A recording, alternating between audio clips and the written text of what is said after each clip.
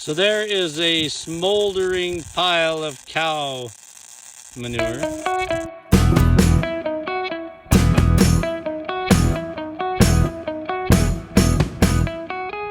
Okay, so I've got a crazy situation here. Somehow there is something shorting out on the top of that power pole, and it has sparked down into the prairie and started part of the prairie on fire. It's super hot today, but thankfully it's not windy. Just a slight breeze from the north, which is unusual for here. And so the fire blew north to this little trail, and then it burnt itself out. But we're bringing our water truck. I mean, it's still sparking, so it could easily start another fire. And all the cow patties are still smoking. And if a wind picks up, they could flare up and we could have this thing blowing across the prairie. So I just came down to restart the pivot thinking that it was a river moss issue, but it's not. It's an electrical issue that killed the pivot. And Fortis is on their way. That's the name of our power company that maintains these power lines. So I called their emergency hotline so they could come and stop whatever this is that's going on. And Tyler's bringing the water truck and we'll wet everything down. But man, it was scary when I first showed up and I could see smoke. I thought it was just starting to drop sparks on the ground and it was just starting a prairie fire. But it ends up that the prairie fire already happened. And anyway, it started right at the base of the pole and it just burned south, you know, not even 100 feet, 50 feet or so, and then hit that prairie trail and burnt out. So this situation could have been much worse, but it's a good thing we've come by to get it sorted out. Life on the farm, it's never dull, always exciting. We have had a prairie fire in the past that we thought we had under control next to our corrals years ago. And then the wind got blowing and it flared up again because the manure just keeps burning quietly down low. So we're just gonna soak all of these with the fire hose just so that everything is cold and wet. Okay, Tyler arrived with the water truck and the hose. All right, give her.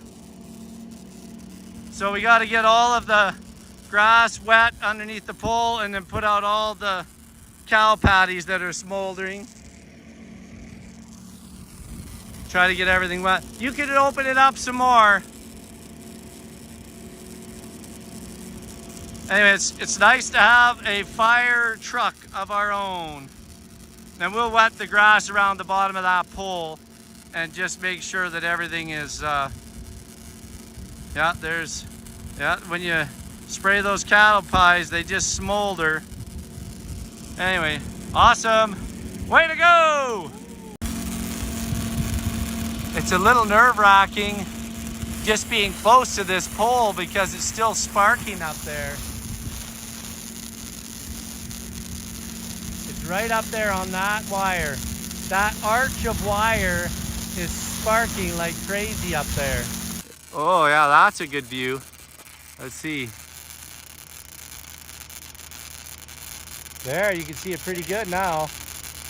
But yeah, it is just sparking away. Like I say, it looks like possibly, I don't know if this piece is part of what came out of there, but, oh, sorry. Anyway, we definitely have a dangerous situation. Pretty crazy. Tyler has soaked this area and there's still standing water, but that cow pie is still smoldering underneath there.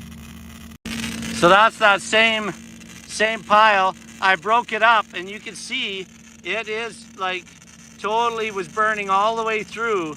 So we're gonna have to break them all up and soak them all down. Here's another one over on the edge of the fire. And yeah, it's still smoldering. So, and it's right by dry grass. It could get this whole thing going again. So the fire it also exposes all the cactus and stuff. So there's a lot of cactus, but a lot of them are the little prickly, what do we call them? They're called pincushion, and there's actually some already making berries and stuff.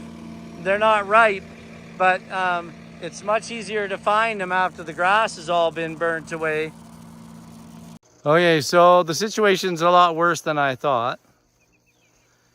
This is now down at the pump site, down by the tree by our pump, and I'm hearing the same buzzing here. But this transformer is fried. The wires and everything on the outside of that transformer are melted down. So this transformer probably shorted out, and then that sent something not nice back up the line and blew that wire apart up there on that end. I just don't know why the fuses don't drop. There's all these fuses that are supposed to drop. Why are things melting down instead of fuses? There's 3 fuse blocks of hanging fuses there, and they're still all in place. So why don't the fuses drop and protect the equipment? I don't understand. Problem was, I need water on these beans. This is the Mayakoba beans. I mean, they've been being watered, but if it takes 2 weeks for them to replace that transformer, we'll be in huge trouble. Oh. Anyway, so Fortis is on their way. They still haven't shown up. I thought I'd better come down here and shut everything off in case it was frying the computer on the pivot, which it may have done. But I didn't want to leave the scene until we knew that the fire was under control. Anyway, now we'll head back up there and see if Fortis has shown up. Okay, so Fortis is here, and he's deactivated the line, and he pulled down the fuses on that telephone pole, or the power pole. Our sun is starting to get close to setting. Anyway, these guys are amazing what they do. He's all by himself, but he can go up there, and so he's totally disconnected that power line now by disconnecting those 3 lines off of their junction to the other line so that they can go down and work on the transformer.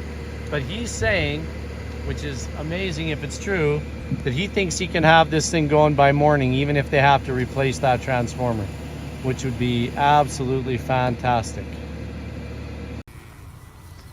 These are the heifers that we branded. It's fun. The young ones, they like to hang out together. They've been in a pen together. They were babies together. And when they get out in the open, they run together. And they test all the fences and everything. You can tell they've been playing in the mud and everything. But they are good looking heifers. Beautiful. Yeah, it's awesome.